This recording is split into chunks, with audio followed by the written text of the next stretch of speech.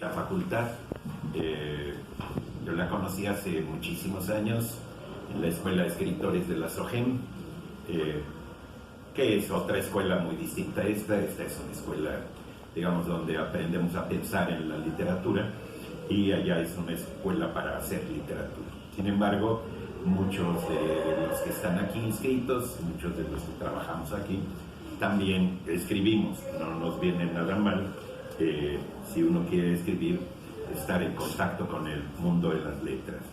Dentro de la poesía mexicana, creo que Carmen es una poeta excepcional. Tiene una enorme variedad de registros, tiene poemas muy breves, basados en la contundencia de los enunciados poéticos, otros poemas mayores, pues, pero que también se van definiendo, van haciendo figuras nuevas, novedosas, no solo a nivel rítmico por la sonoridad, sino también por ciertas imágenes que, al estar contrastadas, como si fuera el sentido completo del cuento, bueno, vuelve a leer. Pero eso no es tan frecuente, lo es muy frecuentemente con un gran poema.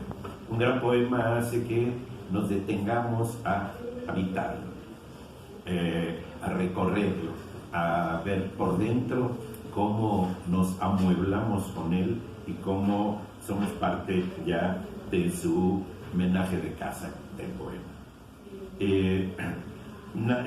Hace poemas con pequeñas unidades, no sé, como este de Natal, de la página 20, que a mí me gusta mucho. Dice solamente: la palabra aguacero venía a caballo entre la niebla. Respira uno y vuelve a decir: la palabra aguacero venía a caballo entre la niebla. Que, por cierto, en italiano suena extraordinario, porque aparece ahí una parola que es acquasone, que yo no sé cómo se pronuncione, veniva a caballo tra la nebbia. Pero ese acquasone no, hasta le añade al poema de Aguacero un jueguito semántico con esto de los falsos amigos, que siempre es una cosa que hay con los otros idiomas, porque es una zona de agua, no solamente un aguacero. Y ese tipo de poemas son poemas muy contundentes. El poema Libertad, que aparece también al principio: libertad, íbamos a tocar el viento, pero salieron a nuestro encuentro árboles y nos dijeron: no se puede tocar el viento con las manos. Las manos fueron hechas para tocar el barro, para tocar la tinta. Las hojas fueron hechas para ser tocadas por el viento. Vean cómo en el poema hay una progresión de campos semánticos y de asociaciones y de correspondencias. La palabra viento luego llega al contundente enunciado, entre comillas, que dice: no se puede tocar el viento con las manos. Luego se retoman a las manos, algo muy bueno que hay que hacer siempre con las manos, retomarla. Fueron hechas para tocar la tinta. Ese tocar la tinta ya es una perturbación del lenguaje. Ese tocar la tinta no es lo mismo. Las manos fueron hechas para escribir muy bonitos poemas. No, las manos fueron hechas para tocar la tinta. Y además comenzando con el desideratum ese de las manos que ahí le atribuye. Y luego vamos a las hojas, que nos hacen consonancia con los árboles, pero en el otro sentido de hojas, porque ya hemos pasado por la tinta, y entonces las hojas tocadas por la tinta no son las hojas solamente en el árbol, sino las hojas ya tratadas, puestas en un cuadro, aplanadas y blancas. Las hojas fueron hechas para ser tocadas por el viento. Vean cuánto tacto hay ahí y cuántas metamorfosis en un poema tan breve. El poema Viaje al fondo del lago, que está en la 44, tiene unas líneas preciosas que no son del poema, sino de la dedicatoria, porque dice: a mi profe adorado Eduardo Casar. Y eso, bueno, le da un valor sentimental impresionante. Es probable que ustedes no lo sientan igual, ya que no son yo, pero sí se ve y se siente, ¿no? El país que mi noche no ha vencido es un soldado ardiendo. El sueño me prefiere y me libra. Llover que viene desde abajo como las fuentes del infierno. Y la traducción de la poesía es posible o no lo es. Sobre todo porque el texto poético es en buena medida forma. Y por definición la forma, salvo en algunos casos aislados y entre lenguas muy cercanas, no es traducible. Sin dejar de considerar con seriedad las diversas aristas de la afirmación de Robert Frost de que, cito, la poesía es aquello que desaparece al traducir, cierro comillas, digamos con Roman Jakobson, que toda experiencia cognitiva se puede trasladar a toda lengua existente, cierro la comilla. Y con Humberto Eco, quien en su obra Decir casi lo mismo, afirma que la traducción es un desafío de no poca monta para los teóricos mismos, que aún elaborando teorías, se daban cuenta de que de hecho, y desde hace milenios, la gente traduce. Y con muchos más, quienes creen que la traducción de la poesía es posible, además de necesaria. Pruebas de esta posibilidad son las traducciones a innumerables idiomas de la Biblia, de la Odisea, de Madame Bovary, de Flaubert, tan empeñado en la palabra justa. Sobre todo esta última novela, Madame Bovary, resulta interesante, por cierto, la afirmación de Vladimir Nabokov, según la cual estilísticamente es prosa, haciendo lo que se supone que hace la poesía. De ahí que haya que convenir en que la poesía no solo está presente en la sucesión de versos. Prueba de ello, decía, y para dar algunos ejemplos más lejanos a este hemisferio que llamamos Occidente, están las traducciones del libro de la almohada, de Shea Sonagon, o de los poemas de Lipo, por mencionar solo algunos casos en los que el discurso poético está particularmente presente. Es muy probable que en las distintas traducciones de estas obras se pierdan algunos o incluso muchos matices, o que se cometan errores con determinados rasgos semántico-culturales de los textos originales. Pero ¿podríamos, los aquí presentes, imaginarnos sin ellas, para decirlo en palabras llanas y sin entrar en detalles? Más allá de las construcciones sintácticas, en el caso de la poesía, el compromiso es poder lograr la evocación de las imágenes. El compromiso es encontrar ese dolor de alguna manera reflejado en palabras que nos lleven a esos sitios, a esos momentos.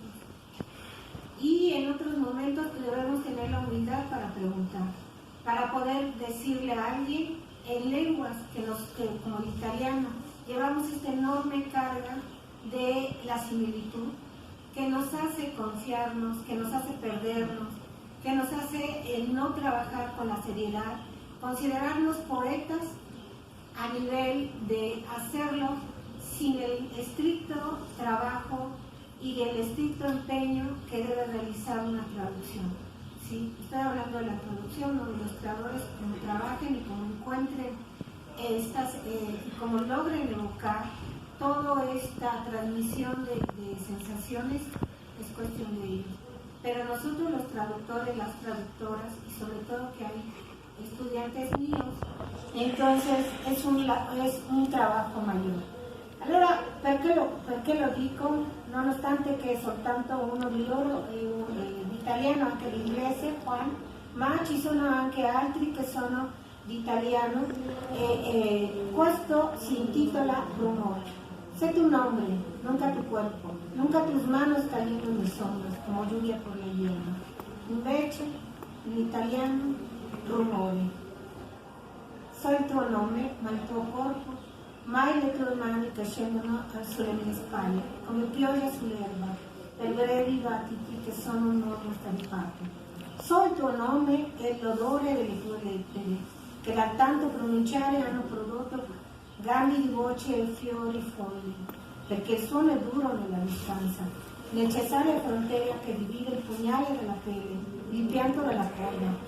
So il tuo nome, non so come scriverlo, negli spazi di queste ombre che scalano gli angoli con le unghie. Rumore ti ho detto, ho supposto il tuo sguardo. Lì è quando il traduttore si deve fermare.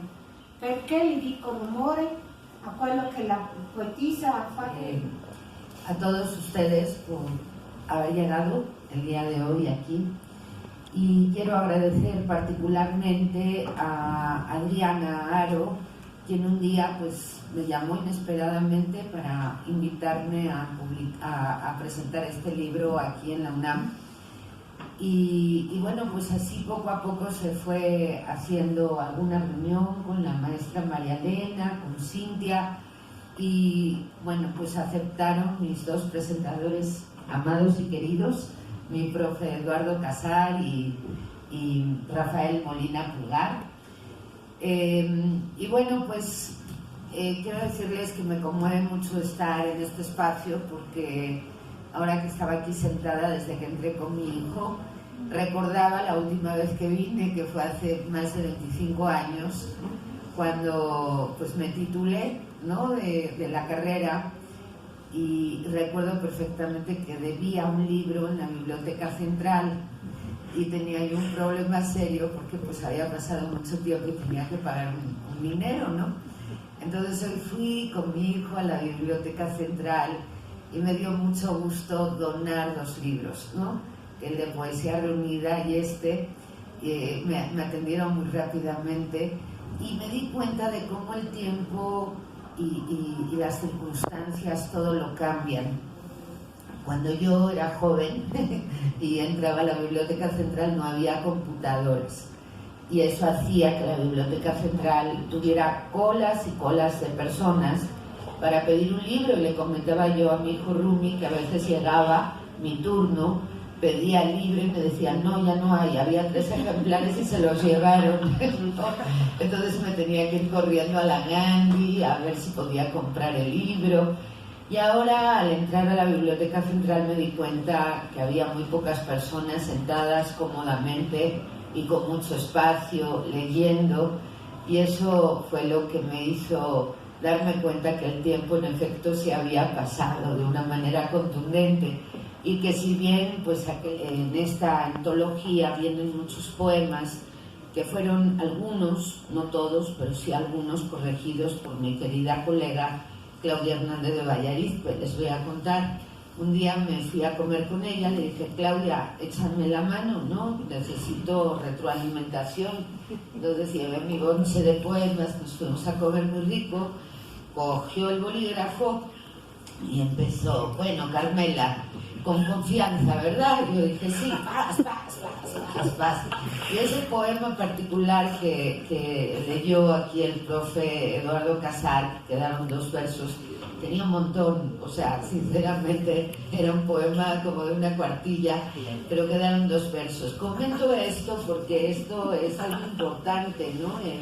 El poder abrirse a escuchar, ¿no?, lo que otros tienen que decir acerca de tu poema, no como una crítica aplastante, ¿no?, porque pues no tendría eso mayor sentido, como las que hacía en su momento, y fue una persona que yo quise muchísimo, Olga Harmony, me acuerdo de ella todavía, sino como algo que puede verdaderamente poner luz en esos versos donde habita la poesía, porque no en todos los versos habita la poesía. No hace falta un traductor para que quite la poesía del poema. El poeta solito se puede encargar de hacerlo, ¿no? Y a veces es la mayor parte del tiempo cuando eso sucede, pero cuando la poesía está presente en unos versos, en unos poemas, brilla por sí misma. Y a veces sucede que hay alrededor de esos versos es como un tesoro en un bosque, no lo podemos ver, tenemos que quitar árboles, quitar follaje para poder ver ese tesorito que hay ahí, ¿no?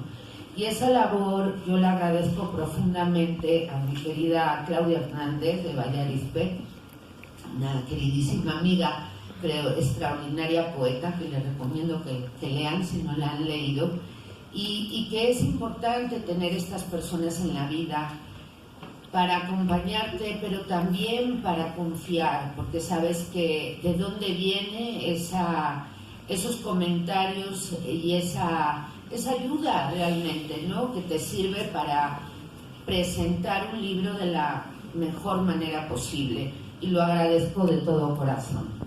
En algunos casos se transparentan de forma prácticamente igual por la similitud, son lenguas romances, el español y el italiano, y en otros donde se complica, donde en los sonetos, pues yo decía al principio que bueno, hacer un soneto es algo que para mí no es fácil, ¿no? Pero pedirle a alguien que traduzca un soneto a otro idioma, madre mía, ni siquiera me lo imagino lo que debe ser eso, ¿no? Entonces parto de la buena voluntad, obviamente, de todo el trabajo de Emilio, pero definitivamente yo sí creo que el traductor de alguna manera reescribe la poesía, o sea, reescribe el poema. Y bueno, esto de traducir de manera literal algo, a mí la verdad no es algo que yo quiera, como quiero que me traduzcan literal, pues no, y la verdad tampoco me interesa leer traducciones literales.